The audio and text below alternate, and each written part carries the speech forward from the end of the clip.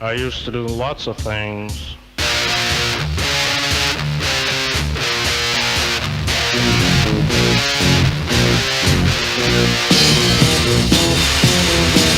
I used to do things and I'd say things and Jesus I was evil. Take things and break things and Jesus I was evil. I never shook my... Okay, there we go. In the nick of time. Yeah. I'm shoot it away from your face and okay. And it's like a twisting motion. People are gonna think we're making a porno. Just but yeah, people who are only listening on Spotify and are not watching the video.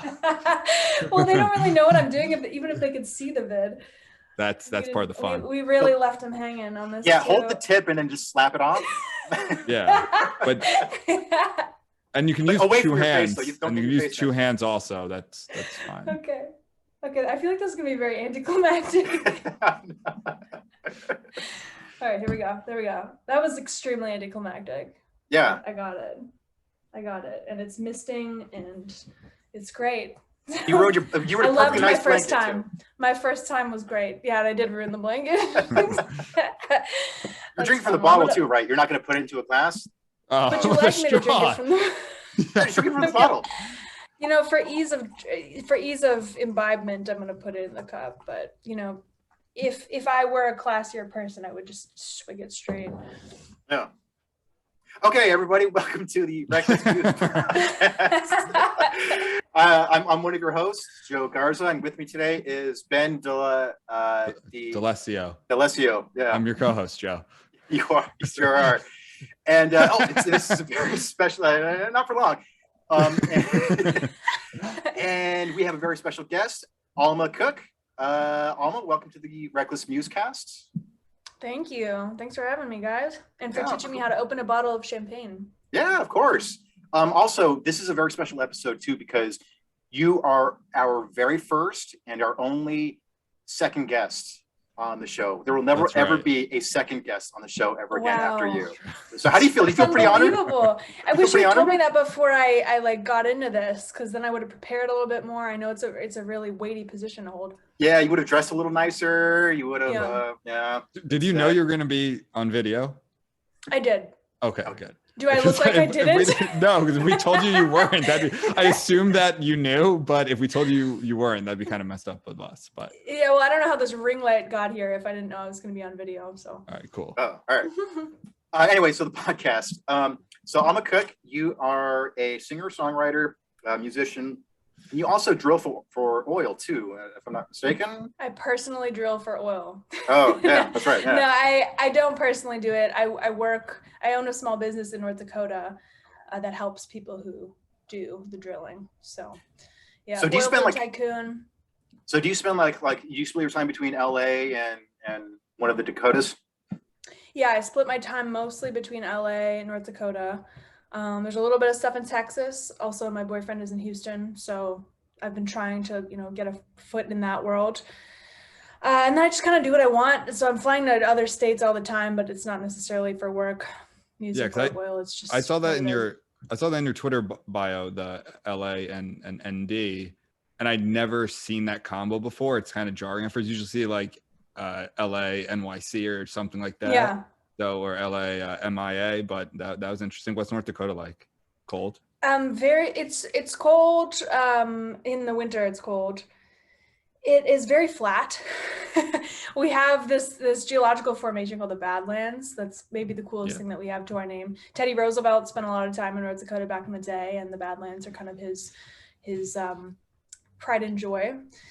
But other than that, it's a lot of industrial stuff, a lot of Midwestern people doing Midwestern things. I learned how to swing an axe a couple of weeks ago, if that paints a picture for you of all my gun-toting friends up there. How different are the people compare like LA and North Dakota? Night and day. It could not be any different. I mean, I'm not going to say all the stereotypes are true, but it's definitely Trump country. and it's definitely rural. And so these are people who know what they're doing. They know how to fix cars. They know how to, like I said, swing an axe and chop wood. These are the people that you would probably want to be teamed up with in the apocalypse. But they're not people that the people in LA would really relate to or want to be around. They're not fashionable in the way the LA people are fashionable. They don't know their different drip coffees or whatever. That's not what they spend their days thinking about or talking about. The men are men's men, and the women all wear fake I like nails. them. Yeah. All right. And what kind of music do you make? I make like R&B pretty much. That's what I've been telling people lately. I dip in and out of different genres depending on what I'm feeling. I feel like there might be a folk project coming down the pipeline a little bit later, but R&B is the music that makes my heart happiest, and that's what I like. And if I'm not mistaken, I believe TLC owes you some royalties. I think they ripped off Chasing Waterfalls. That's not a good thing to hear. They're gonna come out and get me. No, I don't think it's that similar. Like the beat is a little bit similar. Yeah, my song's So Close is what he's talking about. It's R&B. It is, and it's funny because I was listening to that. I texted you. I was listening to it on repeat because it has such a cool nostalgic vibe. I feel like I'm 12 years old in the Bay Area again, like going to the beach or something like that when I listen to your song. So yeah, of course. I mean, it's a lot different than Chasing Waterfalls, but it does have that sort of that laid back 90s vibe that I love so much.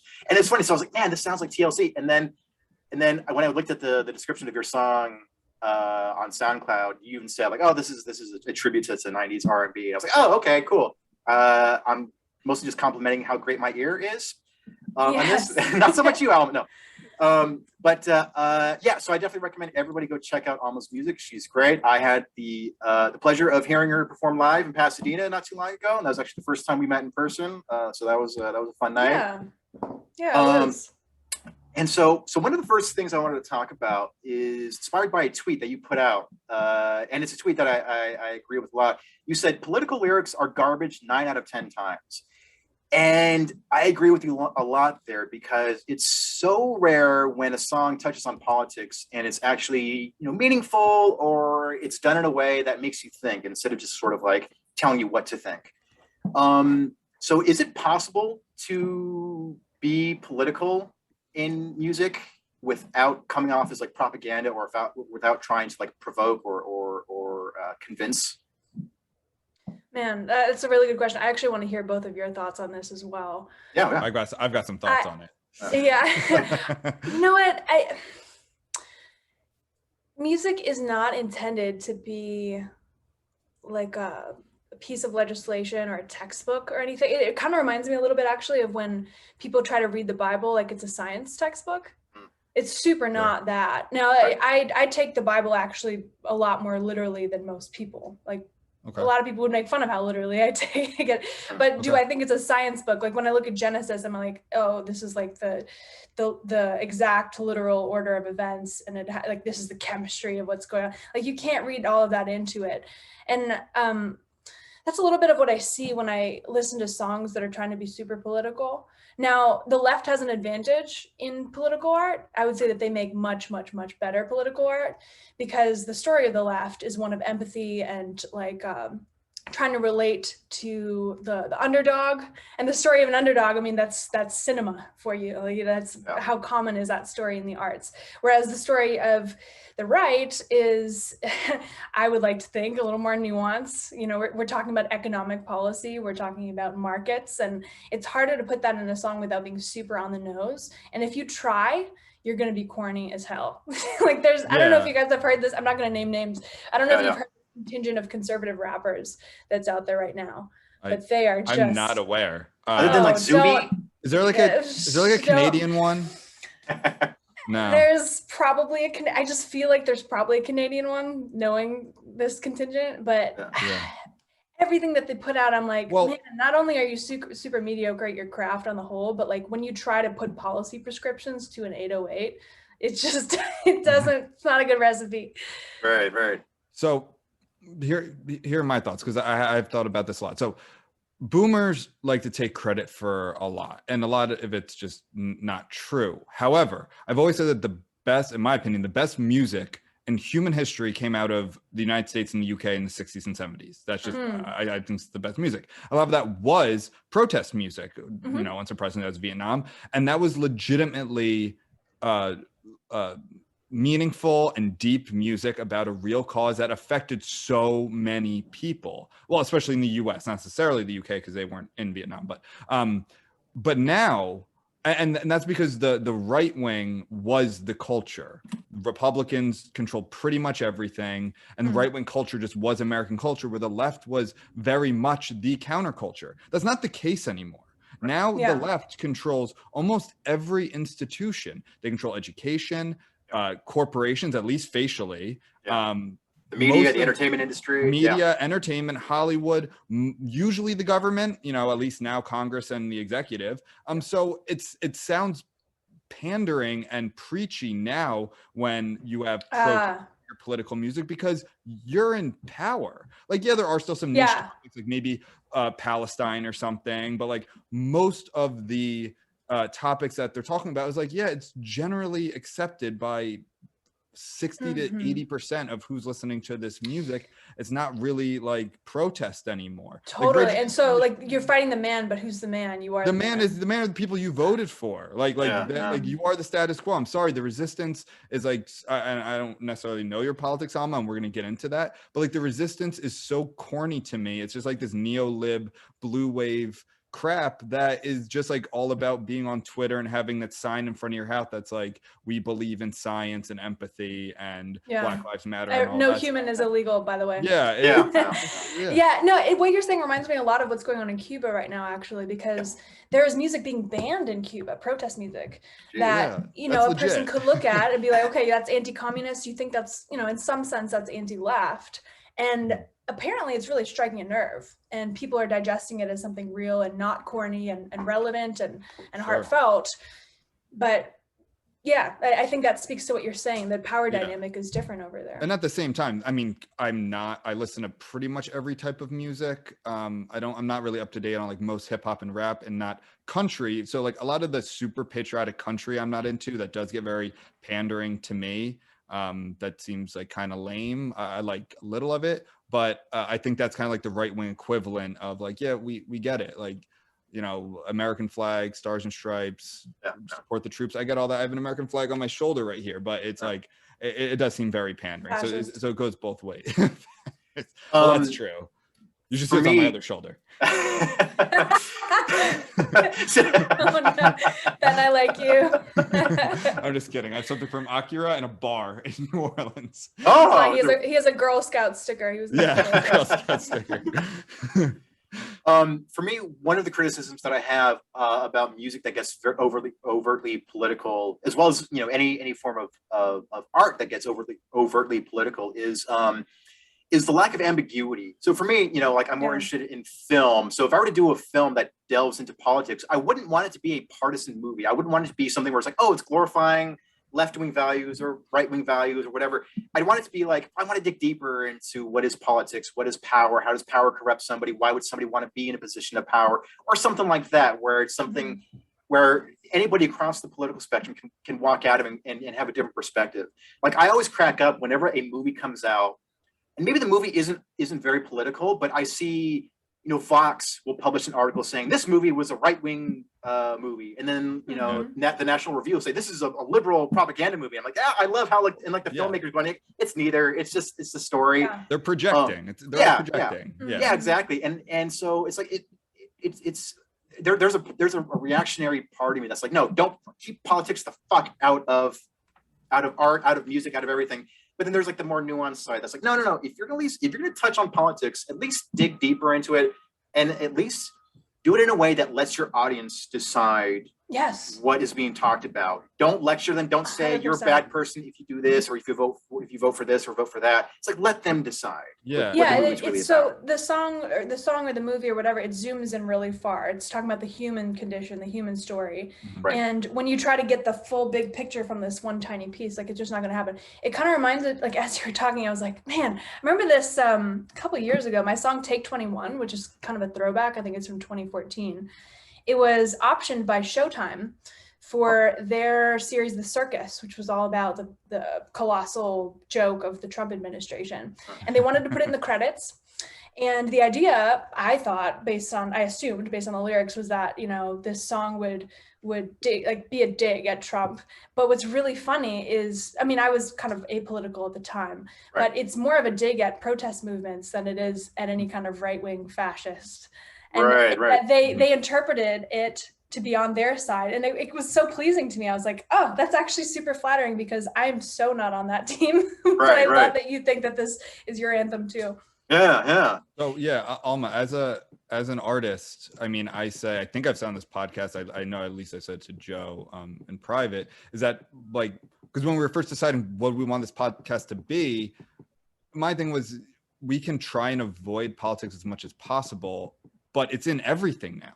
Like politics is in everything, and that's, I don't know whose fault necessarily that is, but it's like, I have cookie companies talking to me about trans rights. Like, so how do you feel as an artist about, do you feel like you have to be explicitly political, or do you try not to be, but you can't help it? Or is there an expectation of you to be political? I do think there's an expectation. Explicitly last year, there was an expectation for me to be political. And that is why I left Instagram. And for some reason, I thought it would be better for me to get on Twitter. That was but what was weird about that jump is that Twitter actually felt like an appropriate place to be that, or be whoever I wanted to be. Whereas Instagram, I don't know, it seemed like there was much more of a consensus, at least in my circles. So I guess I went to Twitter because none of my friends were on it. Yeah. So I could just be myself. Joined us in the toxic cesspool. Exactly. That I love. I bathe in that shit, and I love it. I And know. it's the worst. I'm gonna have to follow you. It's the worst thing on the internet, and I'm obsessed with it. It's so bad, but it's so good. Yeah. I don't know, but it, you know, if I were to put out a record tomorrow, let me back up. The persona you put out on Instagram is. Are you trying to break news? Right? You can break news on this podcast if you're putting out a record tomorrow. You have an Alma Cook exclusive? Oh my gosh, I wish. I've been sitting on my record for so long.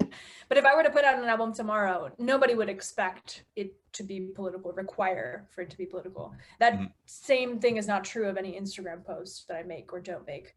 You know, so I think it's a little bit overhyped. I don't know that expectation necessarily carries into the music you make, nor do I think any musicians are actually not being listened to because of their politics. I think they might be dragged in the media, but sure. I have Spotify listeners all over the world, and none of them know that I'm a conservative, and that's fine. They're perfectly happy to keep it that way. I'm perfectly happy to keep it that way. I'm not getting canceled. So you two are in a different boat than I am, and I like that. I'm all the way in the. I don't know if you've heard that South Jersey is like kind of the new art, like / Silicon Valley of the mid. I'm joking, by the way. No, I was like at the edge of my seat, like, when am I going to read about this in Wall Street No, Journal? absolutely not. But that's where I am. I'm outside of Atlantic City, and you two are in LA, so very, very different. And so you're around kind of different people than I am. Do you think that the circles that you run in, or just the bands or comedians or actors and artists that you meet, do you think that a lot of the let's assume that they are political, do you think it's legitimate, or do you think it's like for show? Do you think it's superficial? What do you think, Joe? It depends. So with the creative people who I've interacted with out here in LA, and I've only been here for just over a year now, it kind of runs the gamut. Like, there are some who are super woke, who are like, you know, I want to make stuff that's inclusive and diverse and blah, blah, blah. And there are people who are kind of on the opposite side, or at least maybe not even right wing, maybe just sort of like old school liberal, who are like, you know, I always thought I was on the left, but this whole cancel culture thing is ridiculous. So even like the super woke, let's say, do you think that most of them are legitimately super woke and want diversity, equity, and inclusion, or do you think that's just the newest thing and it gives you virtue points to create that sort of art? I think a good amount of it is pretty superficial. I think it's sort of like, well, it's just what everybody, and you know, like, creative people in general tend to be left leaning. Of course, there are exceptions, but I think here it's like when you have so many creative people who are probably leaning left already, and then now that the left is associated with all of this, you know, super woke stuff, it's sort of like, oh, well, that's, you know, I'm a progressive person, and all of my progressive friends like diversity and inclusion. I guess I like diversity and inclusion as well too. And I guess I have to say that Trump is a white supremacist now. Okay, yeah, I call it the.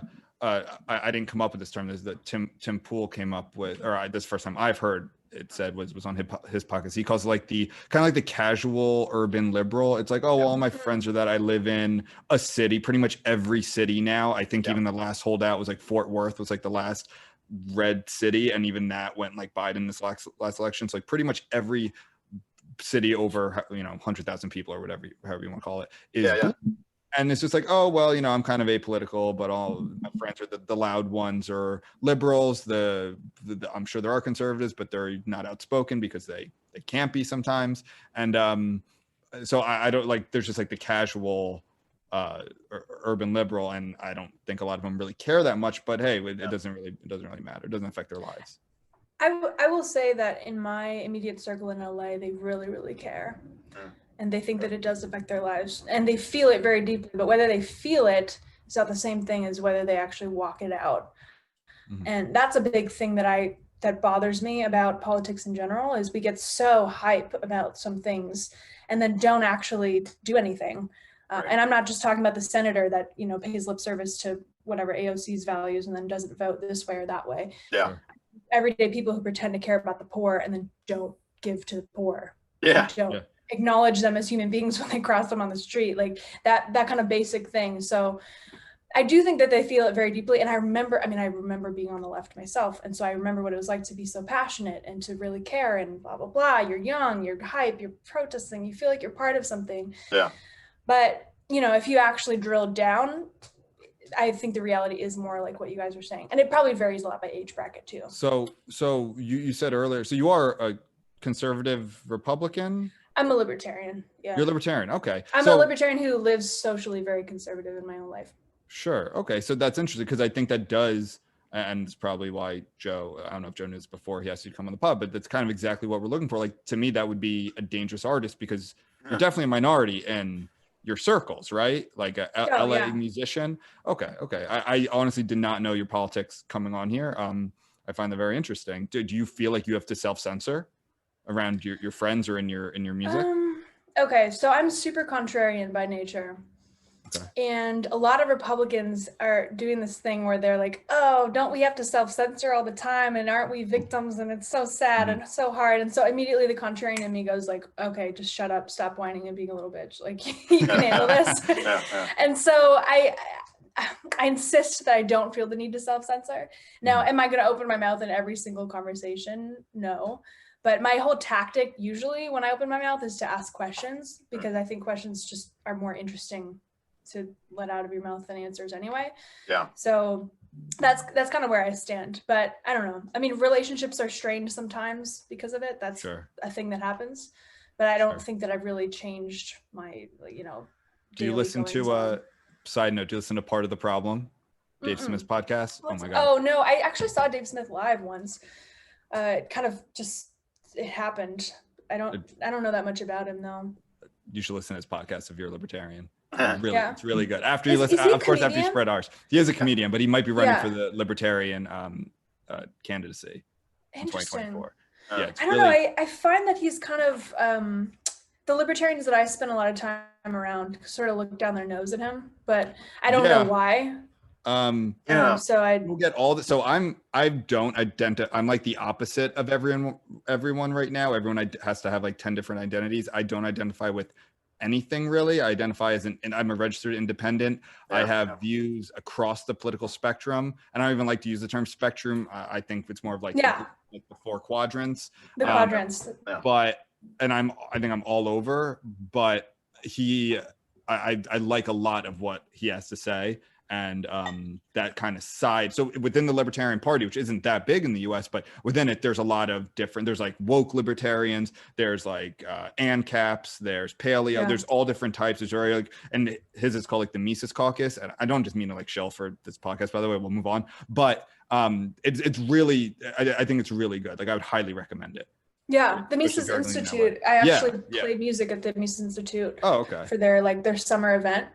And that was the first Bitcoin that I ever received. Somebody bought my album in Bitcoin. And I'm like, that's the most libertarian thing ever, right? That's the most libertarian thing I've ever heard. I thought know, and libertarian. I thought libertarian currency would be like, like shotgun shells and like. Yeah. It really should be. It really should be. But no, that $10 has now turned into what, 200? Oh, cool. That was years ago. So Yeah, I've just been sitting It on might, it. Like, I don't really it care. might be more than that. You might want to go check. Should I? Might be a Let's millionaire. check my Bitcoin in real time. I think it's like a lot of money. So I have no idea. No, I don't know shit about this current. I just hear it. I can't. I'm not qualified. I'm not By the way, qualified Alma, It's to talk about imaginary. American money. Yeah. Yeah, but that's the By fun. yeah. By the way, Alma, your appearance on this podcast is actually pay to play. So no. So you want some of my bits? Yeah. Let me open up my Edge app in real time and figure Oh, out. okay, where it's yeah. at now. We're gonna find out if Alma Cook is a millionaire and if she's gonna donate most of that to the Reckless Muse Foundation. Yeah, so much of it. So So much of it. How? Yeah, I can Bitcoin buy is more so patches weird. for my jacket. Yes. Get him. It's the only some thing that's holding your patches, jacket please. together. I know. All right, so my balance actually went down since I last checked. It's $118.50. All right. Get off the podcast. I thought it It's was going to be like $40,000. No, I mean I didn't buy a Bitcoin. It was like a piece of it. Okay. Gotcha. Yeah, Oh, I man. wish. So tell us about Braver Angels, which I'm really interested in. Yeah. Braver Angels is the largest nonprofit in the US that is cross-partisan and working to solve the problem of political polarization. So they strive at all levels of leadership and donors and volunteers and chair people to be split red-blue across the aisle. So it's always this team effort. And I am the red, quote unquote, because they split everything red and blue, Sure. co-chair of the music committee. It's a pretty young committee. We actually don't have any, we don't have any funding for our committee yet. So if you know any rich people who are into reckless muses, Use your bitcoins our for way. it. The bitcoins, yeah. But yeah, the Brave Angels as a whole, we host workshops, we host debates. The idea is to build empathy and quote unquote create spaces. I'm so sick of that lingo. Wherein people can actually duke out their differences in a meaningful way. So these debates are super interesting. So has it been successful? Has it been successful at what? Like, are people leaving having a better understanding of the quote unquote other side, or is it like just getting people riled up and returning to their bases? I think anyone you talk to who has been through like a one-on-one workshop in particular would say that they walked away with a better understanding of the other side and that they felt very listened to. Yeah, because I was checking out the website and it's cool to see, like, I don't know what it'd be called, like almost the spectrum. It's kind of like that arc rainbow type thing where it's like each side thinks the other's like the literal enemy and wants to destroy America. And it's like all the way to the other side, which is like, oh, I understand where they're coming from, or something like that. I'm kind of simplifying it, but I thought that was very, very interesting. Yeah, it's a cool group to be part of. And the music committee, it's like I said, it's still finding its legs, but we've been really trying to leverage pop culture and get celebrity music ambassadors to come on for the cause. We're also trying to build up grassroots musicians. If you guys actually, I'm a celebrity. if any of you, if you know any grassroots musicians, including yourselves, who would want to apply to be our artist of the month, we do like in-depth interviews every month for that and kind of blast you on social media. Again, balanced red blue roughly every other month. So And you don't have to be super explicit. I'm not a musician, but after just enough Chenin Blanc, I can hit the high note in Chandelier. So that's all you need. That's the only need. prereq. Yeah. Yeah. So it's a work in progress, but everything that I've seen from them has been really fruitful and gives me a lot of hope. These meetings sound very boring. Like I was, I was really hoping that they would end with people throwing chairs at each other and no, you're a cuck. Well, we're from Twitter. We're from Twitter. That's what we expect. We want bloodshed. That will go viral sooner, of course. But that speaks to the problem. Like, conflict is more interesting than people getting along. Yeah. And it's really hard to market a product where it's like, wow, yeah, by the end of this, you'll sure feel nice and milk toast. Like, that's not a big sell. But people right now yeah. are starving for something like that, and so Yeah. there definitely is a market. But in all seriousness, I think it's a great cause.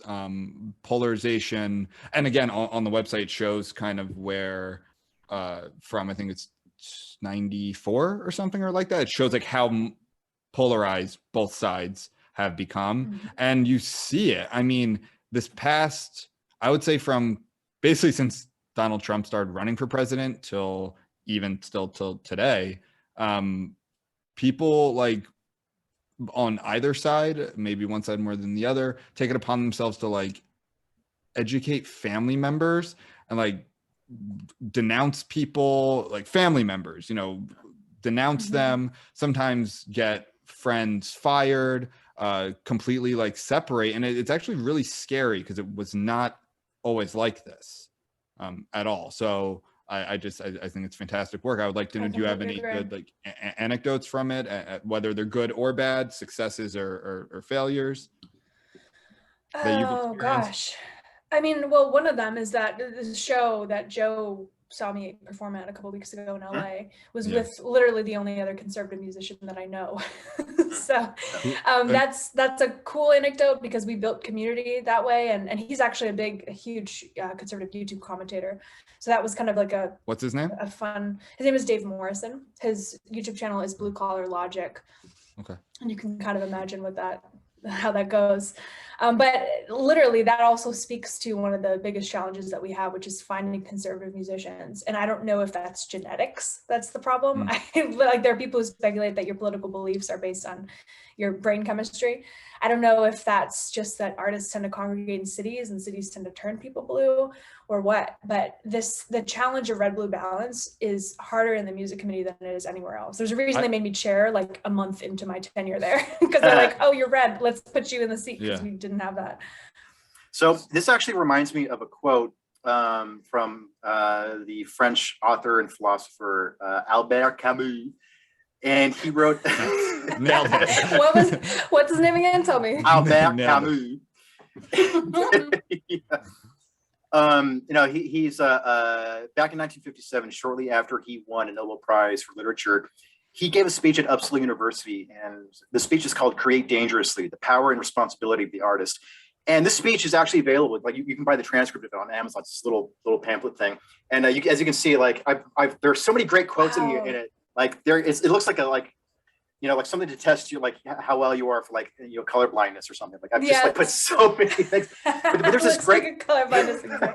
Yeah, but it's so relevant. This was in 1957, but there are so many things about it that are so relevant today. And he's talking about how the role of an artist is to sort of be like outside of society and kind of commenting on society. But it reminds me a little bit of this conversation about the intersection of politics and art. So the quote is this: "A prophet, priest, or politician can judge absolutely, and moreover, as we all know, they do not refrain from doing so. But artists cannot. If they judged absolutely, they would classify the nuances of reality as either good or evil, with nothing in between, thus creating melodrama." So I love the idea of like, this is in 1957, and even back then, he's saying, look, artists, stop treating everything like it's an absolute, like it's either good or bad. There's a whole gray area there that we have to dive into, and that's where most of humanity lives. People are kind of shades of everything, and we can't just treat people as if they're on one side or the other. Like it's messy, and we have to dive into that. Save the pontificating for the priests and the politicians. That's not what we do. And I'm finding more and more, like, not only do I agree with that as an artist, but I also kind of agree with that in politics. I think some of my favorite podcast episodes are ones in which there's like a right-wing person and a left-wing person, and they're super friendly and civil, and they agree with each other more often than they don't. Like there's this huge political gray area where it's like, yeah, we all kind of want the same end goal. We might choose different paths to get there, but there's like, if we listen to each other, it's like we're not that different from each other. So that's so well said. Yeah, and I think that's why I refuse to ascribe to a political party, because I think when you start adding identifiers or identities to yourself, you start thinking that you have to have a certain set of beliefs, and then when you portray yourself to be whatever it is, it could be any side and however many identifiers you want to give yourself, and then when you stray from that. Like when you have a reputation for being, let's say, I don't know, let's just say like a progressive social justice warrior with BLM and Trans Lives Matter and all that stuff, and then you stray from that even in the slightest, you've now turned your back on the tribe, and then they come after you. And because there's nothing, you know, I feel like on all sides, whether you're like you were a Trump supporter and then you stop being a Trump supporter, then the Trump supporters go after you, and same with the SJWs, and they'll go after you harder than the other side because you betrayed them. And what is it? James Lindsay, he had this great quote. It's something like, people hate apostates more than they hate non-believers, or something like that. Where it's like it's not just that's so true. Yes, absolutely. Yeah, that's so true. And people are so eager to claim people to be on their team, even if that person doesn't intend to be on the team. Right. I mean, libertarians get this a lot because you hear us speaking on a Tuesday and we sound conservative, and you hear us speaking on a Wednesday and we sound very liberal. Oh, yeah. And so, you know, these tribes are so eager to be like, oh, Camille Foster's on my team. Oh, Dave Smith's on my team. Yeah. And then once they divert a little bit, they quickly get shunned, and they all these stones thrown at them. They're like, hey, I didn't claim to be anything except for me. Right. Well, this reminds me of a story from just a few years ago. Taylor Swift, who I don't listen to her music. I don't know anything about her, but great, illustrious. But or at least until recently, I know she's gone very woke, very left recently. But a few years ago, there was a big controversy. Like some stupid publication, like a very mainstream publication, wrote a stupid article criticizing Taylor Swift for basically not being political enough, not being outspoken enough.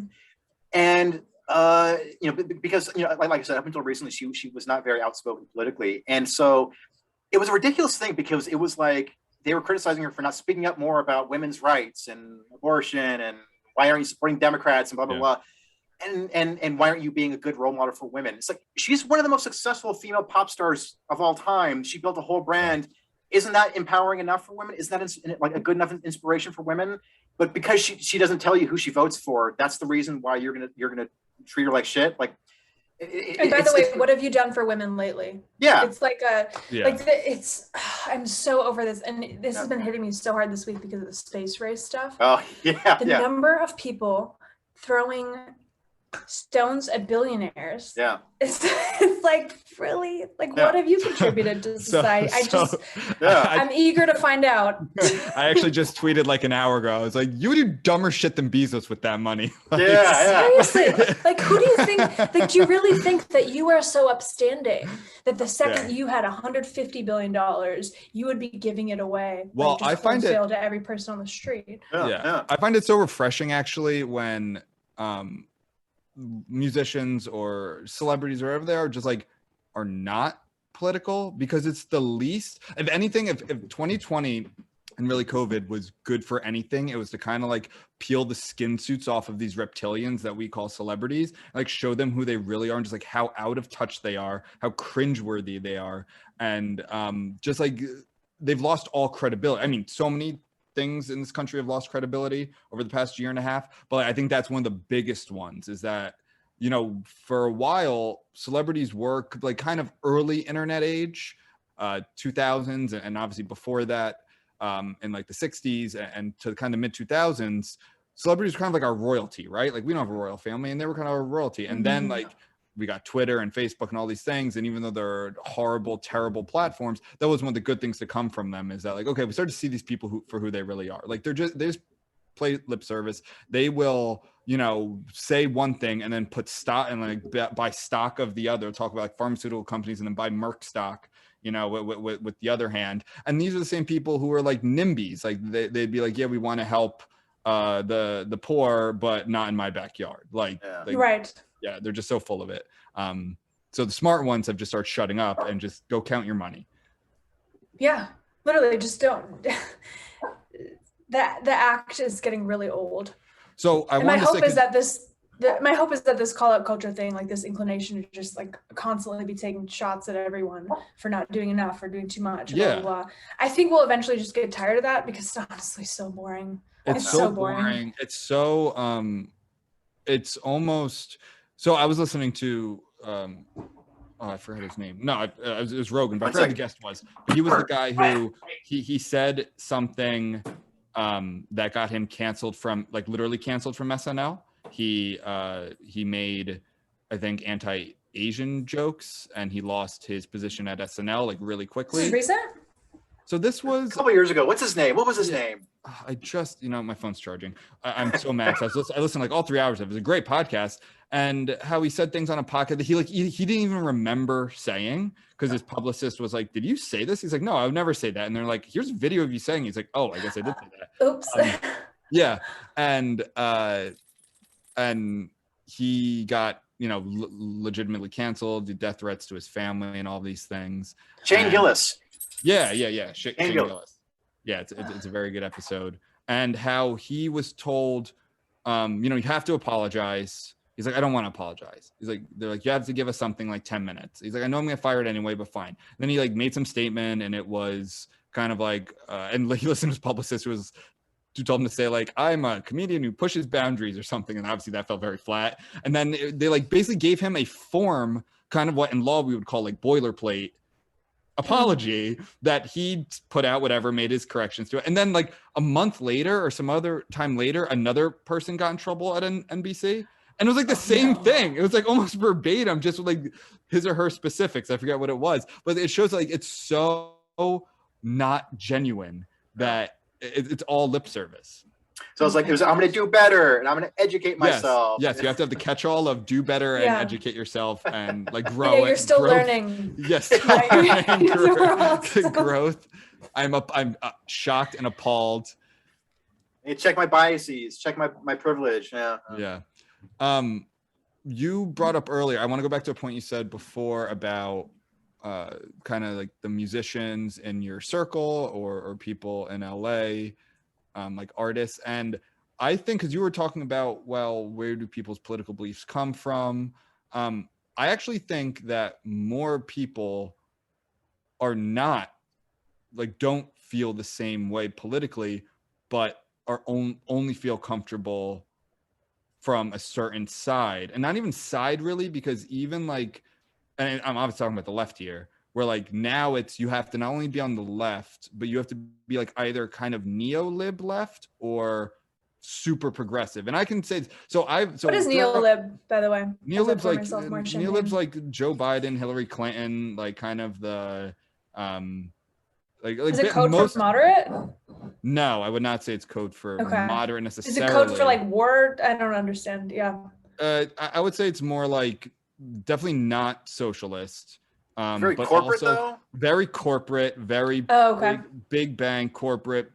I mean, pro-war, to be honest. Like some of the Democrats were the biggest like war in Iraq supporters that there were. The very establishment. Kind of like Bill Clinton kind of started the neo-lib movement. I don't know if he started the movement, but he was kind of the first one that I think we would call a neoliberal. Very, very milquetoast, very lame, basically whatever's popular. They don't really, I don't think they really stand for much at all. They're kind of, in my opinion, the like carbon copy of the neocons, like the neoconservatives that really ruled the Republican Party until Donald Trump came in and gave them all a big middle finger. But I forgot, where was I going with this, Joe? Genetics and artists and I'm reading your mind from 3,000 miles away. That I actually don't think. Oh no! I was saying that I can say this because I definitely went through like a SJW phase. Definitely in law school. Oh yeah, in law school. How long ago was that? A few years. I remember when during Trump was getting elected. So I would say towards the end of college, I was actually pretty conservative, right wing. Voted for John McCain. By college, I became pretty apathetic. I was like, I support Obama, but I didn't really care that much. By 2016, I was very liberal SJW. I was never, I'll give myself credit, I was never into the cancel culture shit. I can say that. I was always very pro artist, pro free speech. I thought these like protests that were going on at college campuses were fucking crazy. But I was definitely like, I remember when Donald Trump won, I was like, oh my God, we elected a dictator. We're like a fascist country. Like it's like really lame, cringe shit like that. Yeah. And we also didn't know. Let's be charitable to ourselves. True. Yeah. We didn't know. It was shocking. The media didn't help because it was like Hillary Clinton has a Right. 97% chance of winning. Yeah. And I remember just slugging scotch, which I don't even like. I hate scotch, but this was what was available. And I forget if he won Ohio or Florida. I forget which one it was. He won one of them, and I went, oh shit, he's gonna win the presidency. Shot. Like, and then just blackout after that. But yeah, so I went through that phase, which for some people, unfortunately, is not a phase. But and I felt a lot more empowered to speak out, like especially because I was in law school. I was in a very very social justice oriented law school, which I think can be very good. I'm a legal services attorney. I consider myself a real social justice warrior, right? Like I help indigent people, I help indigent women get out of abusive relationships and like fight back who are like victims of like really horrible, dark shit. And I fight back against like banks and stuff. Like that's to me, not like to my own horn. That's a real social justice warrior, not someone who goes to a protest with a sign and posts on Instagram. But anyway, but so I had that feeling where, you know, in high school, I was a conservative, I was in the Northeast, I did not feel comfortable. So I was always like, I always say something, my face would go red. And then by law school, I'm like this SJW, and I felt so empowered to like crack Trump jokes and say whatever I wanted and, you know, get a fucking round of applause. And of course, I went to school in Louisiana, so it's like the conservatives would be like side-eyeing me. But I was like, yeah, fuck you guys, like you rednecks, hicks and You're shit. so punk rock. Yeah, exactly. Although like whoever I vote for always fucking loses, so it's like, I shouldn't vote. I don't think I've ever, actually it's not true. I guess 2012 Obama, but and I didn't vote in 2020. I couldn't stomach that. But anyway, so I did feel that. Like I did go through, I have felt both sides where it's either being completely shunned or completely empowered. So I get the feeling, and it is kind of addictive. It's like, oh, I'm being not only by my peers am I being supported, but by like the person in power, the professor, and the school in general. I think being shunned is also addictive, though. You like for certain types of personalities. I mean, there's a limit. Yes. Let's be real. There's a limit. But I have been watching for the last several years the conservatives just getting off on how pressed they are, and I'm like, guys, can we not? Like stop. Like Dave Rubin has been freaking like trying to get, like he revels in the idea that he's going to cancel every day of the week. He came from the like, left. come on, man. Like he did. He was a young Turk. Young Turk. And that's what I like about, so if I am I'll give myself one label outside of independent. I guess it'd be like heterodox. I don't know if that's kind of like snobby. That's the new term for IDW, by the way. Is that what it is? Yeah, IDW sounds like IDW sounds like a bunch of people like in a lair. Like me and Barry Weiss and Ben Shapiro and Michael Malice. So actually, I came up with a better name just before that happened. Just before Barry Weiss published that article in the New York Times, because I was listening to, so at the time, this is like in 2018, I think, when the IDW like really kind of started to formalize. I was listening to all these guys independently, and I noticed that they were all appearing on each other's podcasts. Like Dave Rubin would go on Joe Rogan. Joe Rogan would have the Brad and Eric Weinstein, and they'd appear. It's incest. Yeah, so that's exactly what I did. So what I came up with was the incestuous dark web, and I came up with I came up with that before the intellectual dark web. And so like a week later, Barry Weiss, like a week after I came up with that idea, Barry Weiss published the article in the New York Times. I was like, oh, like I'm so close. What was this artitle? It was. She did profiles on all like the big IDW guys, the hot shots, Rogan, and the photos. You have to go look it up, Ben. The photos are like these dark, like film noir. Well, it's tongue in cheek, right? Like it's self-aware. No, I don't know. I don't know. Oh, it's not. It's hard to tell. Oh. You know, because these guys are the renegade. Like in some ways, they are the renegades. But the second you start feeling like a renegade, you're not a renegade anymore. Like that's just you can't wear that as a badge. It doesn't work that way. Renegades don't wear badges. So unless you're part of the Reckless Musecast family. Yeah, we're all about mad rebels here. Joe and I are going on Rogan next week. I don't know if we told you. Oh yeah, perfect. Man, I stopped listening to Rogan after he went to Spotify because I just don't like the Spotify app. Oh, I use Spotify, but yeah. It's too bad. I miss him though. I do miss him a lot. I just never think about him. You should go on it. It's a lot of, I mean, it Our depends. podcast is better, but yeah ours, I'd say us, then Rogan, and maybe we're here, and he's kind of like Smith, he's getting a little better though. Okay. Noted. Where is Sam Harris and all of that? Oh, I like Sam Harris. But I don't generally listen to do. podcasts. I have too many podcasts. Yeah, I know. Yeah, Except for this one. You should listen to this one if you have too many. But my weird looking dog. You guys is have so barking at many nothing. animals all around you. I'm scared of dogs. Did you see my cat? I tried to I hide did him. see the cat. Hold on, I'm gonna get my. He's my right cat. here. So I'm scared of dogs, but I've had this guy with me since the dawn of time. Aw. He's from Boston. I got him in Boston at FAO Schwartz Toy Store. Oh, cool. So this is me admitting that I sleep with stuffed animals. Aw. And I'm gonna cut the podcast down just to that part. Like, it's like, all right, it's Alma Cook sleeps with a stuffed animal. Admitting my kink. Is there a kink for that? It's just flurry. There's a kink for everything. Fluffies. Furries. What are they called? Furries. Furries. Uh, Not the exact same thing, but it's furry adjacent.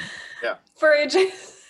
I am Real quick. furry adjacent. Okay, so I know you said that you're afraid of dogs, but I have Mhm. the most adorably ugly dog ever. Oh my gosh, Joe, that's what everyone says. They're like, you'll love my dog. Whenever He's people never heard a fly.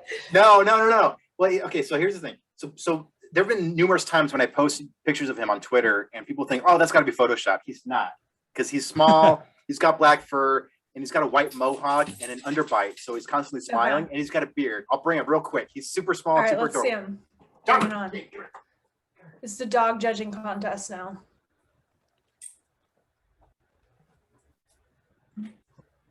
Okay. Holy shit, that is He an does ugly have a dog. mohawk. Yeah. That is really ugly. And he has Did the you give it mohawk. a- How does that work?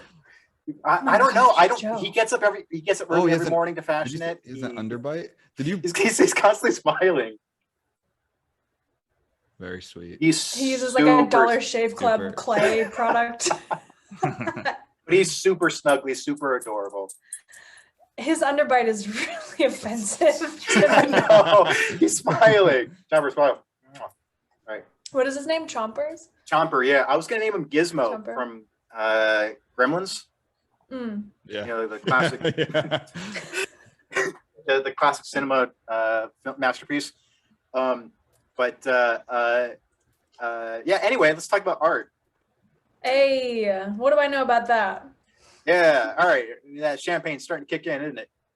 Yeah. Okay. So one thing I wanted to ask you, I wanted to compliment you a little bit here, just a little bit. Not too much. Yeah, one thing that I do like about your lyrics is that you're not afraid to be very raw and vulnerable. Like you really reveal a lot of stuff that you've gone through, like personal stuff, which I really like. Which is kind of, it's funny because like when I first told you about the Reckless Musecast when we met at that concert, and I was like, oh, it's a podcast that celebrates dangerous artists. You're like, oh, I'm not really that dangerous, am I? I don't know. The fact that you're very honest with your lyrics, I think that makes you kind of dangerous because it's not superficial. It's not overtly political. It's just sort of like, I'm going to sort of rip my heart open and share it with all of you sort of thing. Yeah. So one of the things I wanted to ask you about is like, was that something that you set out to do? Or was that just sort of like when you started making music, that's just kind of how it came out? Well, first of all, thank you. Mm-hmm. That's really high praise. I appreciate that. Yeah. Mhm. You can be a dangerous artist and like not say the N word. Like this. Should I start? Do you think I should start? I'm not saying that. But I am.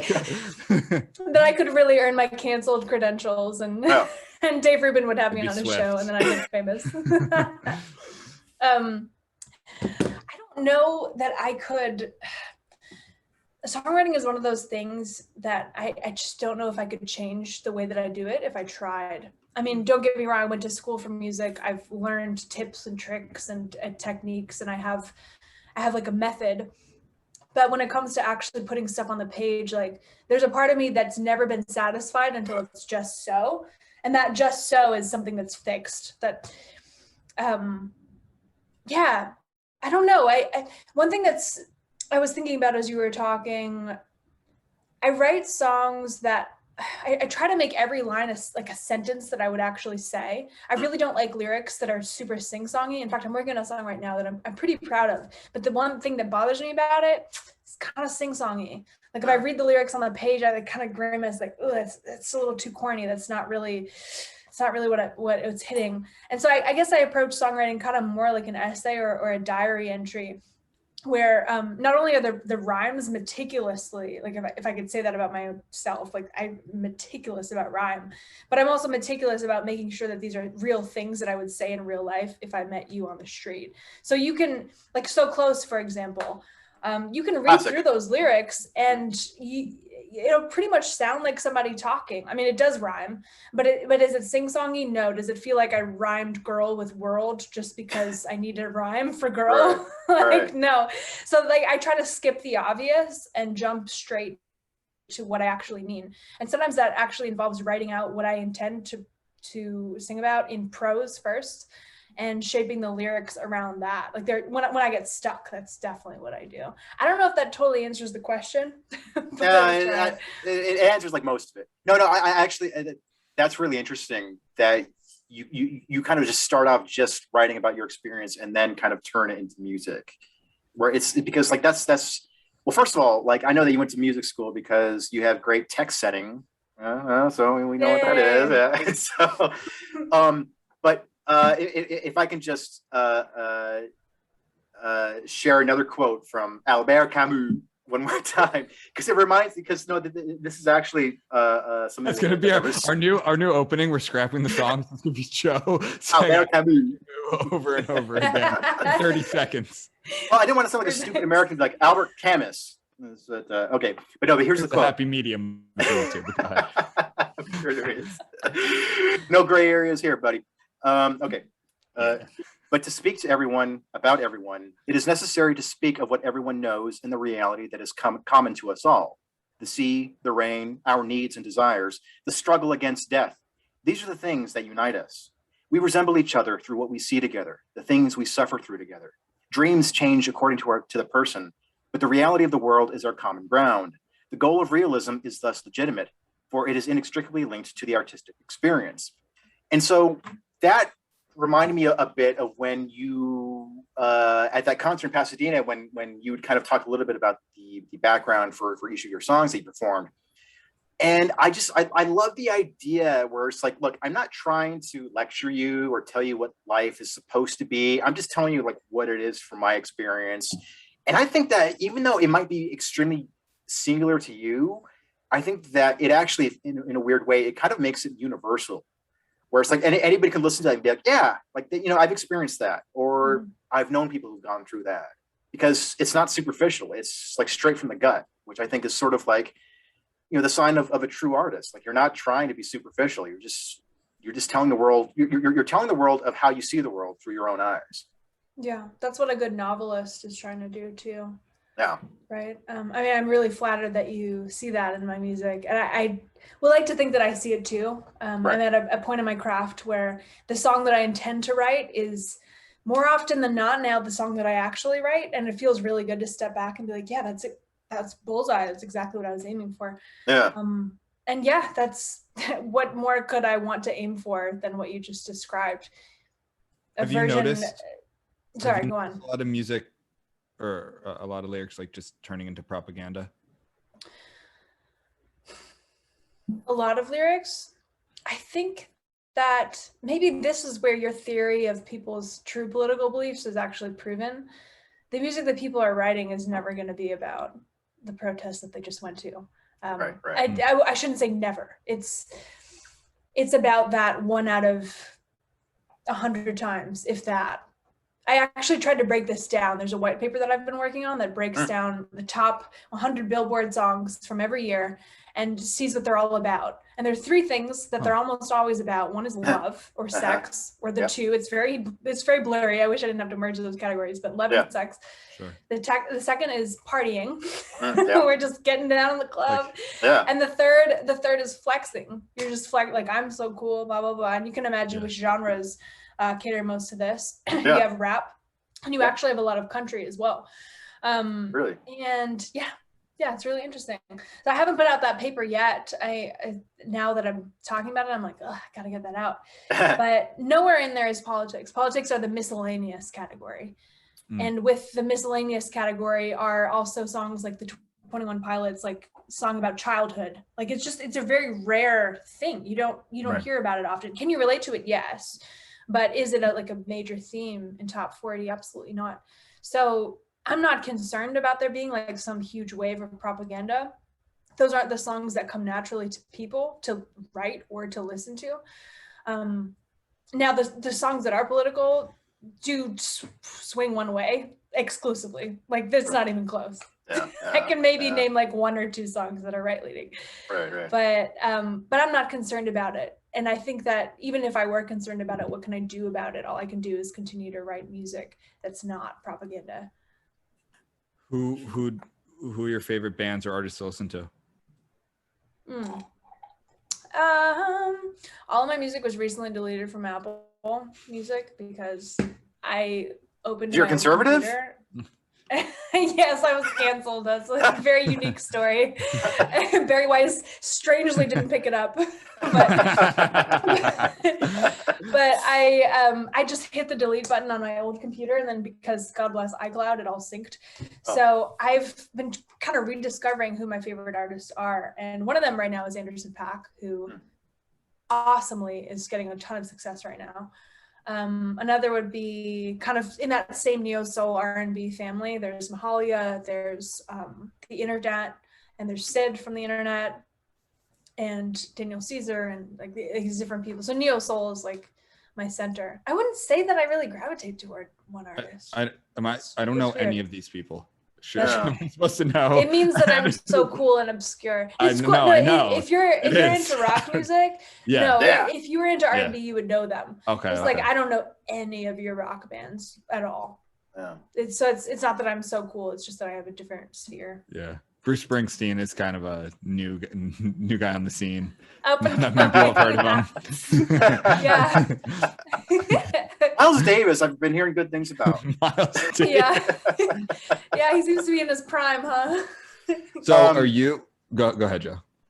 If you could be punched by any one of your previous musical this is gonna be one of our new segments. If you could be punched by. All right, Who'd go it ahead. be? In the Is face. this like the hot quick take section of the podcast? Yeah. Rapid fire. Let me I'm look next. up. Let me comb through my Apple Music to see who looks like they have the smallest. No cheating. No, from the gut. This is video, not radio. From the gut. I don't know, man. I don't know. Here. I'll give you some If parameters. Anderson .Paak punched me, I would never wash my arm. My answer was Okay. Prince. My answer's Prince before he Yeah, died. he's nice and like small, like 5 foot. So a few years ago, when I was working for a Silicon Valley startup, whenever we were going to bring somebody onto the team, we would take them out to lunch, and then we just ask them the usual questions. And the reason why we took them out to lunch was to sort of like get them to let down their guard and just kind of see how they would fit in culturally. And it usually fell on me to ask them like the weirdest question, but it wasn't just like for fun. There was actually, for me, kind of a practical reason behind it, because I worked for a startup accelerator, and we had a bunch of people from all around the world, and just coming in. It was called the Founder Institute. Interesting. Yeah. So we had chapters I'm all part of a around. tech startup, and so we've been like looking for accelerators like crazy. Oh, okay, cool. We'll talk more offline about that. But the reason why I would ask people random, weird, bizarre questions was because it's like, if they can handle that, then they can handle the weird things. Because we'd have people from all around the world coming in, and they would have weird customs, bizarre personalities, just maybe people who are kind of on the spectrum. So it's like, yeah, if you can handle my weird questions, then you can handle working here, sort of thing. But anyway, I asked the girl once. We ended up hiring her, and for me, the reason why I voted yay was because of her answer for this question. I asked her, which celebrity would you want to be punched by? And she said, and I was really impressed with her answer, because she came from a more formal, more financial background. Like, she worked at a bank, and she was more corporate, more financial background. And it didn't even bother her. So I asked her the question, and she said that she would want to be punched by Taylor Swift. And I was like, oh, okay, why is that? She goes, because I'm kind of short and she's kind of tall. I feel like if she were to punch me, it would barely connect. And I was like, oh, okay, all right. So that's that. You put some thought into that question. All right, cool. And you didn't lose your cool. Like I respect that. So I want to change Almost my Bruno answer. Mars. Bruno Mars is Nice. the correct answer if we're looking for someone who's not dead. Mine's Okay. Stephen Hawking. He's a musical influence on you? Oh, right, musician. That's right. No, it's got to be someone that you idolize. Besides so Stephen Hawking, somebody creative. This isn't the incestuous dark web or whatever. This is the creative dark web. Who would you be punched by, Joe? I'd want to be punched by maybe Lemmy from Motorhead. What? He would knock the fuck out of you. Yeah. Wow. So yeah, I know. I just like the idea of Motorhead beat me up. So I you're a Yeah, masochist. Yeah, I respect that. Yeah, it's not something I would enjoy the pain. I would enjoy the. All right, I'm gonna Oh, change you my would answer enjoy the again. pain. Yeah, I would enjoy the reputation of the pain. Mm. Who's the I'm gonna go with the lead singer to who's the second lead singer? Who's the lead singer to the Misfits after Danzig? Oh, I Whoever don't know. that guy is. Him. Yeah, why him?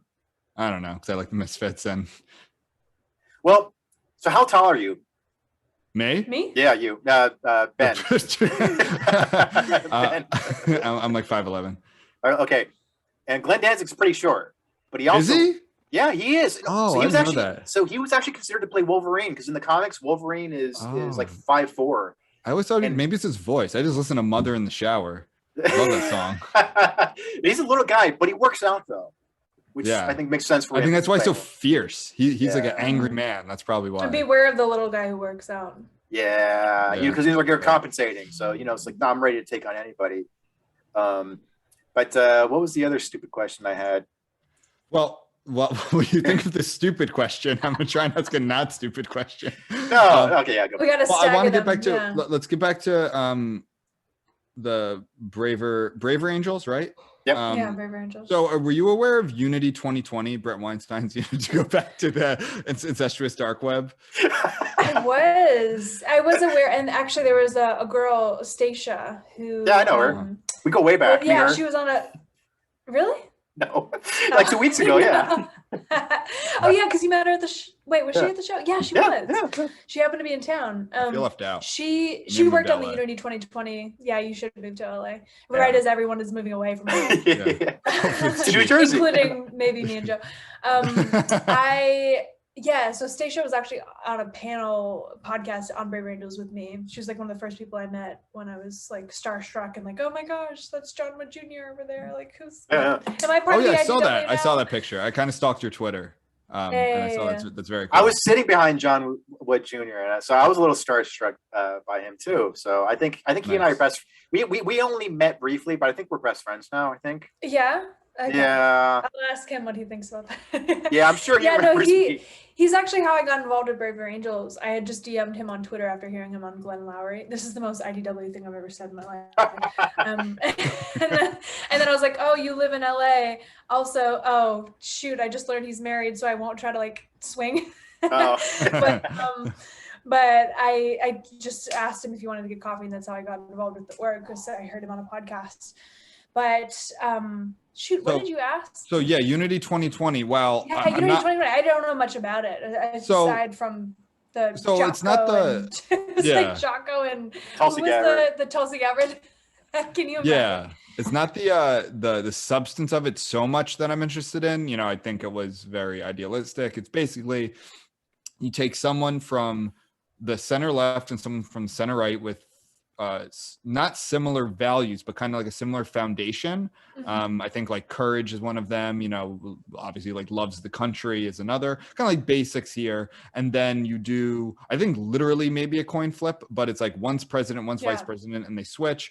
And it's kind of more of a cooperation instead of like opposition. Mm-hmm. How you think of that? It's very whatever. That's not really why I'm bringing it up. The Braver Angels reminded me of this because I listened to the Weinstein podcast on Joe Rogan. Yeah. I know we're just keep bringing up IDWs, but why I'm bringing it up now is because they were, this was right around September, October, and I believe, I think rightfully that there was a, well, maybe not reptilian cabal, but there's definitely a cabal to keep Donald Trump from being elected. Again, I didn't vote for Donald Trump. I don't actually like Donald Trump, but I do think the media and social media especially very much did everything they could to make Joe Biden the president. And one of the things that they did was censor Unity 2020. Did they really?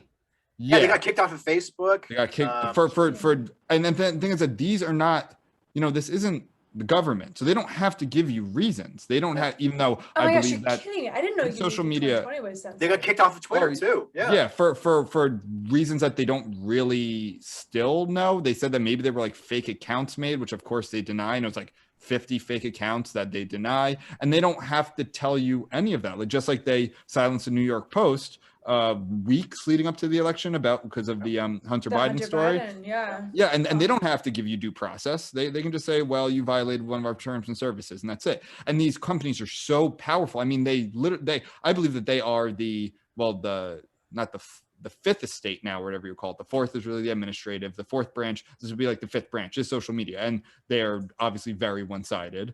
There are some now like small right-wing, or if you want to call them right-wing, heterodox. Well, no, I'm not gonna lie. I went on, what was the one that they tried to compete with Twitter that also got banned? Parler. I went on Parler for about 30 seconds and got off. It was not my scene. I was on for here, Alma. It was not for me. It was very pro-Trump and Trump-centric, but so basically Twitter, and they are just arms of the Democratic Party. They even silence sometimes left-wing people too, who are just not falling in line with the Democratic Party. So I bring this up to say, has Braver Angels faced any censorship, or have you ever felt concerned of being censored because you're identifying conservative? Man, tech is really hot in the news right now for all of the above. As a libertarian, I am inclined to let businesses do whatever it is that they want to do. It's always legal to be an asshole. Libertarians never want to make being an asshole illegal. And that includes even if you're multi-billion We are very dollars. much pro being pro-legalized asshole on this podcast. So, I mean, I think back to IDW, something Jordan Peterson said, which is, keep it tally. Keep it going. We got a drinking game. If I had any champagne left, I'd be drunker than the 2016 election. Just every state that goes red. Throw back a shot. So good. He said big business is just as dangerous as big government. It just doesn't last as long. So that's all a preface to say I'm not extremely concerned about big tech. Now, I could be convinced that I should be, but I still, even if I'm concerned, I don't know what I would do about it, because I think government power in that situation is maybe intervention by the government is not necessarily warranted. I agree. So I don't think Braver Angels has come across any kind of censorship, and maybe this is the advantage of being more milquetoast. It's like we haven't maybe pushed some of those buttons yet, and who knows, maybe this time next month the answer will be different. Certainly if we started picking up steam, the answer could be different. We already are the largest nonprofit doing what we're doing in the States, but nobody really feels threatened by us because everyone is invited in to become us, if that makes sense. Right. And as for my personal Twitter account or my personal goings on, like, I just don't care. This is where my contrarian instinct kicks in, where I'm like, okay, like, if I don't know what I would possibly do to get banned. If you want to ban me, I will sue you. Like, we will, like, I will deal with this, like, with all the channels necessary. Have you faced any sort of cancellation or pile-ons or anything like that, even if they were unsuccessful? I don't think so. I mean, Wait I till feel this like podcast gets released. I know. I feel like I should want to say yes, but I mean, not to give into the leftist talking point here, but I do think a lot of cancel culture actually is overhyped, and there are people that are just craving to be canceled or piled onto. And when it doesn't happen, that's when they actually like kind of get aggravated. The best way to solve a problem is sometimes to ignore it, and people like me will probably just get ignored if I'm a problem to them, and that's fine. But I don't know. I would cross that bridge when I come to it, but it's not something that I think about or worry about. Really, I try to conform my social media presence to something that the people who followed me could admire. And I have people following me. I'm not trying to brag. I'm just thinking, in my own head. Russ Roberts from Econ Talk follows me. Okay, that's my favorite economist in the world. Cool. He's extremely mild-mannered. I don't want to say anything that he would be like who's this? I probably should click the unfollow button. Or somebody like Angel Eduardo, like I'm just, I don't want to do anything that displeases him. So my own followers hold me accountable in that sense, because it's not that I care what they think in the sense of like I'm trying to conform my views to their views, but I'm trying to conform my demeanor to something that they would be like, okay, yeah, like I get why I'm friends with her. That's I like that. I conform your demeanor, because I think there is something to that, because I was getting nervous that you were going down the path that I was talking about earlier, where you're like, well, you wanted these people to accept you, so you want to say the right thing, but it's not what you're saying. You just want to conduct yourself in a certain way, whether they, I think that's actually a nuanced point I hadn't thought about before. So kindness is everything. Kindness is so underrated, you guys. And when you're kind to get people on the the internet, fuck off Twitter. No, that's not what we're here for. Maybe I'm naive. I've seen kindness diffuses everything. You want to, like, if somebody is that a dare? is coming at you, it is a dare. It is a dare. All right. I dare you. The next person who comes at you for whatever, like, you're kind to them. The worst case scenario is they literally think you're being sarcastic, and so they block you. Oh, they're like, he's trolling me. But usually my go-to is like, it's okay, your father still loves you. No, Ben, we're gonna work on that. For me, I mean, it's I'm sorry someone hurt you. When somebody calls me like a white supremacist, neo-Nazi, or whatever, I'm like, yeah, there's medication for what you have. Like, also on episode 1, I asked Joe if he's a Mexican, and he is. So you can go say that. Got that out of the way early. I'll let you guys fight my battles in that. We didn't tell you that yet. Once you come on our podcast, we are your knights. We will show up for you and fight for you. I did that to Joe. I didn't even know really what they were fighting about. I just come in guns blazing, ask questions later. It's true. That's so I don't know if you know this story, Alma, real quick. So back in I think like last December or January, a feminist masculinity scholar, she published an article. I love those guys. She criticized. No, I'm sorry. Please continue.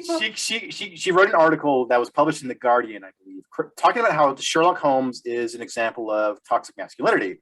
Now, I'm a big fan of Sherlock Holmes, and I'm not like one of those stupid I like Benedict Cumberbatch, or I like Robert Downey Jr. No, I've read all idiot. I've read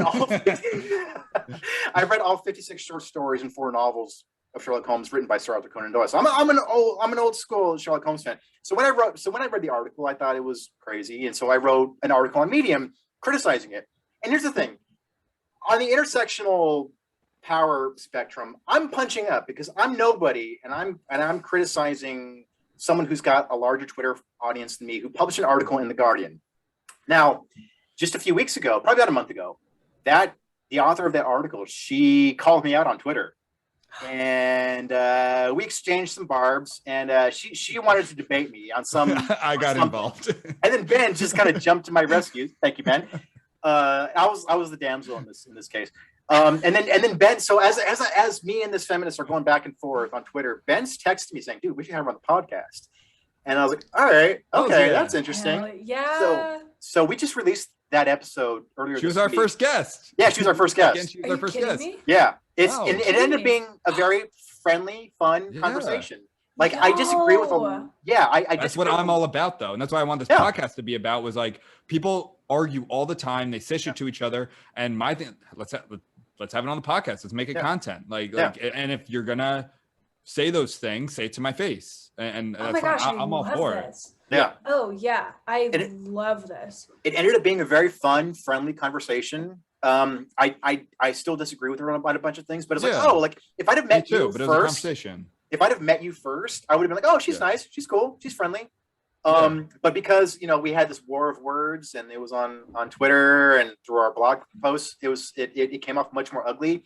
I was like, all right, like she's cool. Like I'm willing to defend her. If somebody comes after her, like if somebody criticizes her, fine, whatever. Criticizes her ideas, whatever. But it's like if somebody comes after being a jackass, I'm like, no, hey, back off. If it gets personal, So if it gets personal, or if I agree with the idea that's being attacked, I'll definitely jump in. I'd probably jump in even if I didn't know you. But especially if it's personal, we're there. We're like shock troops showing up on yeah. I like that. I think the right answer to when it gets personal is just to dip, like to mute conversation and be out. Yeah, I was called a psychopath today, so. Oh, really? Tell us details. Tell us who he is. No, we want names. It's just no. Another time. I've muted the convo. It's over in my mind. Wow. All right, we'll go into your chopper. We'll go find it. My replies. Can't wait. But this actually I'm pretty mild mannered on Twitter. I feel like I'm more spicy in real life, actually. Like the claws come out in real life. Yeah, and that actually brings me to a topic I wanted to talk to you about. So as you often tweet about, you know, virtues and morality. So, you know, again, that's kind of a rarity in the music industry. So how do you, Chopper, quiet. He likes to bark at nothing. So how do you like go about sort of cultivating a strong moral foundation? Was that something that is pretty innate to you, or did you do that consciously as you started to kind of build your audience and gain recognition? When you say moral foundation, are you talking about who I am and how I live my life, or talking about it? More like in terms of actually living your life. Okay. Like, do you still kind of catch yourself going like, oh, you know, I have a public persona, I shouldn't do this. Like, that's not who I am. That's not who I want to be. Like, is that something that you're very conscious about, or is that something that just, it comes pretty naturally? Yeah, as far as that self-restraint goes, it really is what I referred to earlier with like my own followers. I want them to be able to respect me at the end of the day. But in terms of the broader moral foundation, I mean, I'm a practicing Christian, and I've been a practicing Christian my whole life, give or take some bouts of being really, really into Sam Harris. And I just, the older you get, I don't know, maybe this is just a thing that happens with time, but like the older I get, the more, the less my faith becomes about finding the right answers as it does about just like, wow, this practice actually works. This practice is good for something. And do I believe that Jesus is the Christ, the Messiah? Yeah, I do, actually. And that's kind of weird. And I get why people would roll their eyes at that or raise their eyebrows at least. But does it make me a better person every day of my life? Yeah, absolutely. And the freedom that I find in the seeming constraints of the religion is just deeply profound. I mean, we could have a whole podcast on like my faith journey and recovering from my eating disorder that I'd had my entire life through a theological revelation, all of that. But I don't know, the second you actually start believing it and it stops becoming about like, oh, like did XYZ actually happen in XYZ way, which is important. I would say that it's important. Discovering real objective truth is important. Sure. The second it stops being more about that than it is about the principles at play, everything changes. And yeah, there's prayer, the Jesus prayer. Jesus Christ, Son of God, have mercy on me, that my boyfriend has inspired me to pray. There's a little like bead bracelet that I do every morning with like on each of the beads. I do it. And in those moments on Twitter, you just inhale, Jesus Christ, Son of God, exhale, have mercy on me. Right. All of your weakness is put in perspective. So that's really refreshing to hear. Do you find that as your audience, you know, gets bigger and you know, you start to develop more recognition, do you find that it's harder to kind of maintain that sort of moral center? Well, I don't have any significant fame yet, so I Sure, can't but I say that mean, it's really crossed my mind. But I will say that as more and more different types of people follow you, you become aware of who you're trying to quote unquote please. right, And so the real struggle there is, given that I am held accountable by my own followers, right, being not so held accountable that I'm actually changing who I am in the process. Right. So there are times where I'll hit send knowing like, oh, it's going to piss this person off, but that's okay because that's who I am and they're the one who chose to follow me. Do you right. do you is any of your music overtly inspired by your Christian faith? Absolutely. Mm. Not Yeah. overtly in a way that people would always pick up on, but fellow believers usually or often will Oh yeah, pick up I on didn't it. Okay. phrase that very well. So you wouldn't consider it like Christian R&B or Christian? Yeah, I'm rap? not. I'm not a CCM. Okay. I'm not a Christian contemporary music Gotcha. Okay, singer. I didn't know that term. But What but church it's do you belong definitely to? there. It's like a little overdose. Yeah. I actually none right now. Yeah. I was non-denominational my whole life Right. and belonged to several churches in primarily one church in LA. Mhm. During my early tenure, I've been here 7 years.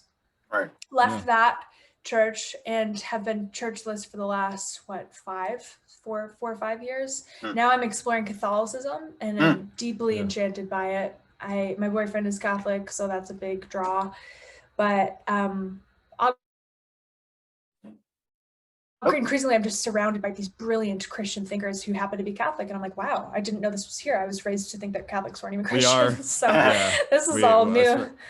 Are you Catholic? I am kind of a lapsed Catholic. I think Lapsed. kind of like Me too. once a Catholic.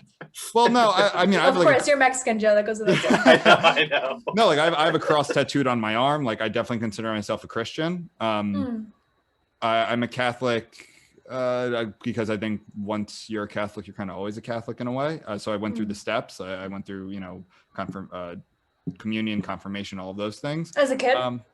Yeah, as a kid and then teenager. I feel comfortable going to a Catholic church. I know all the moves and the prayers, but I don't. You can teach me. Yeah. I'm deeply confused every time I go to church. I'm like, what? Yeah. Weird. I don't know. I don't know if this is controversial, but like I'm not really into the come of little boys. So like I don't know if Catholicism is really a little bit. So like I don't know. It's kind of a turn. Like, I'm joking. I think Catholic Church has done a lot of good. I don't mean to upset your boyfriend and your new burgeoning Catholicism. No. It's great. You're all No, for it. all of the Catholics I know would be like, that was well done. Well done, Ben. Yeah. Is there anything else? And so I think I'm going to speak for Joe. We would love to have you back on sometime. We can explore all of that if you'd like. I think that'd be really interesting. I don't think enough people talk about their faith, whether they're embarrassed or it's not in vogue right now. I mean, but I do think there are some where it is a big part of their lives, and I think that's something that we celebrated. Is there anything else you want to? Yeah, so I wanted to, the reason why I was talking sort of about having a moral center as you kind of get into creative industries, it's kind of personal for me because even though like I don't consider myself religious anymore, it's still very important for me, living in LA and trying to get into the film and music industry.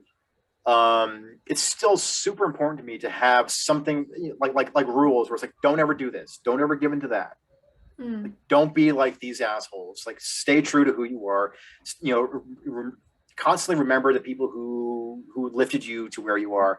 And the reason, part of the reason why I bring that up though is that there was a guy who I was super good friends with in college, and he's a very talented composer and musician. But even back then, he always had this thing of like, whenever there was a professor or even like a visiting professor or somebody at college, he would always kind of like pretend he didn't know you and start networking because he wanted to focus on his career. And that happened to a lot of, mutual friends of ours. It's like, yeah, he's such a cool guy. I won't mention his name. He's not super famous, but he's starting, to kind of, he's kind of up and coming. But it was always one of those things where it was like, yeah, I love that guy. But as soon as somebody who's in a position of power enters the room, he stops being fun and friendly, and he turns on professional networking mode. And I found out recently that he's living in LA, and he's one of those guys where it's like if I saw him in public, I would probably throw a chair at him. Like I would want to I really want to beat the shit out of him. I would too. Just tell me who he is. No, I'll tell you off screen. I'll tell you off the thing. No, but I mean, but it's one of those things where it's just like he's blown me off several times, and he's blown other people off several times. And this is even before he started to develop a name for himself. And so that really influenced. And this is like 10 years ago. So that's really influenced me. Where it's like no matter how big you get, always remember the people who stuck by your side when you were nobody. Yes. Treat the best friends are the ones who treat you like you're a somebody when you're a nobody, and who treat you like you're a nobody when you're somebody. Like the ones who kind of keep you grounded. So it's like I love that. Yeah, I didn't come up with it, but I'll happily take credit for it. But I just love that idea of like, yeah, even if I'm a millionaire and I'm making lots and I'm, working lots of big projects, I still want to be like, yeah, I knew this guy, I went to school with him. He doesn't have a big audience, but he's really talented. I'll bring him on. Like, I love the idea of just kind of like, yeah, like he helped me, he supported me, I want to support him too. So for me, like, even at this very early stage in my creative career, I try to be like, you were there for me and you didn't laugh at me when I told you my big stupid dreams. Like, I'm going to do what I can to help you because you've always been there for me. So it's like for me, it's almost like I kind of want to develop that habit before, if I ever become, get a bigger reputation and things like that. But yeah, I know it's a fascinating thing. I mean, it's like when they talk about like power corrupting, it's like, is it possible to kind of like circumvent that? If you kind of nip it in the bud. Yeah, I think nipping it in the bud is exactly it. Yeah, like it's. I'm going to butcher the quote from my own Lord and Savior. That's not good. He won't mind. He won't mind. He'll forgive you. It's something to the effect of like someone who could be trusted with the little things can be trusted with the big things. And if you can't be trusted with the little things, well, you're not actually going to make it. And this is actually full circle. My beef with all this like lashing out at billionaires. Right. I'm like, excuse me, you can't be trusted with your $30,000 a year. Do you really think you could be trusted with 200 billion? Like the answer is objectively no. Yeah. And with fame, it's the same way. Every little bit of attention, because that's what fame is. It's just attention. So every little bit of attention that you let corrupt you is reflective of how much more it would corrupt you if you had more of it. So what you're doing, Joe, is really admirable. And I love that, and I resonate a lot with it because as infamous. No, I'm not infamous. I'm not famous. As not famous as I am, I'm striving to do exactly the same thing with what little fame that I do have. Right. Where it's like you treat it like it's a habit. It's something that you have to stick to, and not just sort of like, I'll deal with it later. Like I'll be a good person at some other points. No, I'm trying to work on that now. Yeah. It's a lifestyle, not a diet, guys. I have one more question for you. So this is actually kind of inspired by a tweet that you put out today. So what is the stupidest criticism of your work you've ever received? That's an interesting question. I don't feel like I've gotten a lot of criticism. Okay. Actually, no, I feel like, so the tweet today, let's read it for the people. Yeah. Let's read it for the people. I think if I'm remembering correctly, featured in Alma's gift guide, flowers and cheese. Yep. Not featured in Alma's gift guide, unsolicited advice on my music career. Yes. And this comes less so from criticism, which again, I just don't feel like I get that much of. I feel like I deserved a lot of it early on, but you'll get some after this podcast. Sounds like it sounds like I have to make some burner accounts. Yeah, exactly. I love making burner accounts. Oh my gosh, that's great. Criticism is really valuable. I wish I got more of it. I wish I got more thoughtful criticism. But it's more in reference to like people telling you that you need to go on The Voice. Or people trying to hook you up with, oh my gosh, God bless him. But one of my best friends, Roz Klinghoffer, he's an amazing producer in LA. If you are looking to get pop music produced, he's your man. Shout out to Roz. And he wouldn't care that I'm blasting him. But he wouldn't even consider this an insult. But the first time I met him, he had hired me to do some session work for a song that he was working on. And he Googles my name in front of me. and proceeds to break down the search results and ask me, do you really want that to be the first thing that's popping up? Like, do you really want this? And the assumption there was that I wanted something that I didn't have already. And of course, that's a pretty fair assumption in LA. You know, like I'm a chick, I'm a singer-songwriter. I probably want to be a million times more famous than I am. But the reality is that I don't. And so every piece of advice you throw my way for how to get more famous is just kind of falling on deaf ears. I'm like, you're wasting your time. You can hook me up with your cousin who makes sick beats. Like, that's fine. But I actually already have a team that is pretty good. And so when I want sick beats, like, they're my hookup. But yeah, to answer your question, dumbest advice ever is to go on The Voice. Always, no matter who you are. I remember not too long after I graduated from college, so I had a degree in music, and I was working for some small publication in the South Bay area. And that was one of the things that I got a lot of from family members. Were like, "Oh, so what are you going to do with you know, now that you're out of college?" I'm like, "Oh, well, I have a degree in music, but I like to write. So I don't know, maybe something along those lines." And they would always say, "Oh, you know, you should just get a job at Rolling Stone magazine." I was like, "Okay, yeah, sure. I'll just go there and get that job." One job, please. Wow, one job coming right up. Gosh, yeah, it's funny. I mean, I'm so lucky, Joe and Ben, that I have a day job that I love. I run a company in a really non-music related industry. And so whenever I want to shut this stuff out, I just go up to North Dakota, and it's awesome. It's really Have you been to Fargo? Cool. And so I have been to Fargo. Is it like the movie? I've never seen that movie. Are people getting shot in the face and being put into wood chippers? I'm talking more about the accent. Oh. Oh, you have to watch the movie. You have to watch the. There's a show too now, but watch the movie. It's a. There's okay. Yeah. No, I haven't seen it. But it probably accents are probably correct. I'm just gonna guess that they're correct. They're really strong accents. It's like semi-Canadian. You betcha. Oh, don't you know? Yeah, semi-Canadian is a good way to put it. Canadian light. Yeah, it's actually more intense. Yeah, it's more intense in Minnesota, but just nobody knows North Dakota exists, Minnesota. So I had roommates. I did study abroad program in college, and it was like through the University of Minnesota.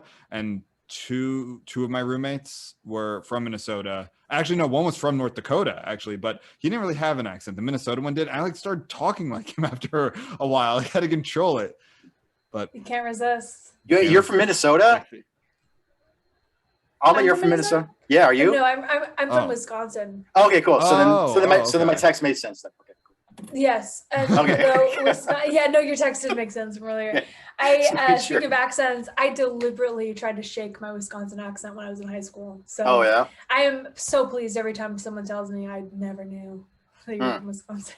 How similar is it to the Minnesota? Very similar? It's pretty similar. Yeah, same spirit. Yeah. A little cheesier. Nice. And on that note, ladies and gentlemen, I hope that our timestamp has amounted to within a minute of the previous. It was longer, I think. Actually, I don't know. I think it's longer. Well, I don't know. Depends when we got started. I think it's actually going to be really close. It's going to be close. Yes. Yeah. I love it. Hour 37. We're the Hour 37 Club. I love it too. All right. So Alma Cook, everyone. Oh, wait. Where can we find you? Here, Alma on Twitter. That's HEAR, like here with your ears. Alma, ALMA. Nice. My name is Alma Cook. You can look me up on Spotify, Apple Music, Amazon, all the places where you listen to music. And not on Instagram. I am on Facebook. This is boring. I hate giving the pitch. But that's where I am. That's where I am. Just Google me, bitches. Bye. Well, Alma, thanks for coming on the show. Thank you so much. On a scale of 1 to 10, I'd give this a 1. But like, I reversed it though. I reversed it, so 10 is the worst. 10 is the worst. I still get. Okay. And 1 is the best. Yeah. So always know how to keep us on our toes, Joe. Yeah. But no, seriously, thank you so much for coming on the show.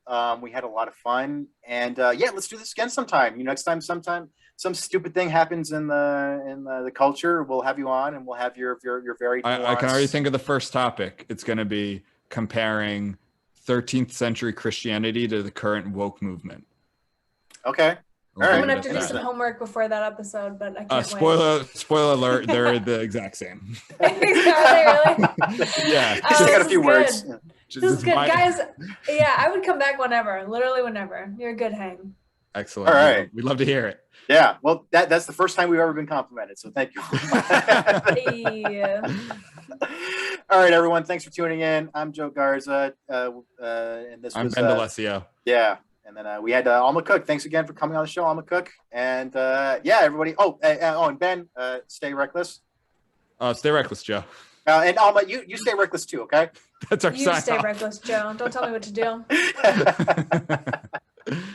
All right, thanks everybody. Bye.